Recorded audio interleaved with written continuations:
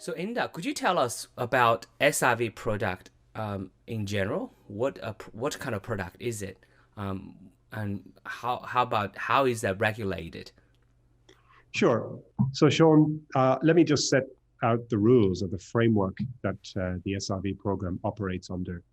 So, there's something called a complying investment framework, which the Australian government put in place some years ago. And the SRV was first introduced in 2012.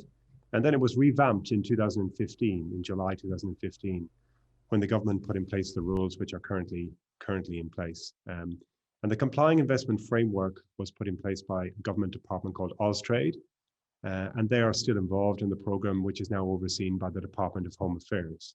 That was formerly the Department of Immigration. So, Sean, the complying investment framework are the rules which govern the SRV program, and these are the rules that the Australian government have put in place in what you must invest in if you want to obtain a significant investor visa. The framework was revamped in 2015, and those rules remain in place today. And the requirements are that you must invest a mandatory amount or a minimum amount of 500,000 into an Australian venture capital or private equity fund, a minimum of 1.5 million or 30% into an emerging company or small cap fund. And then the remaining balancing investment or 60% of the 5 million must be invested in something, a fund investing in commercial property, in bonds or listed equities. So investors have a choice on what they invest in for that component.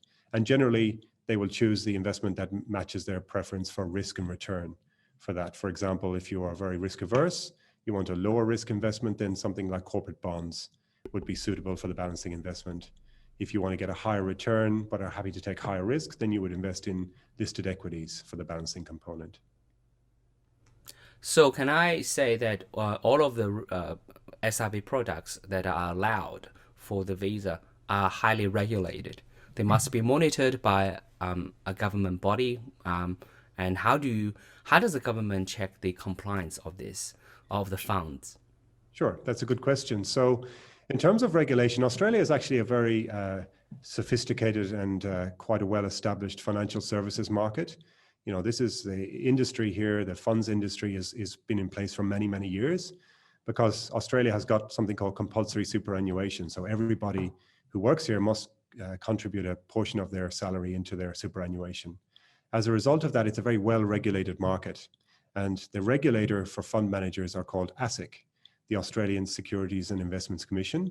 And ASIC issue licenses to fund managers, which is an Australian Financial Services License or AFSL.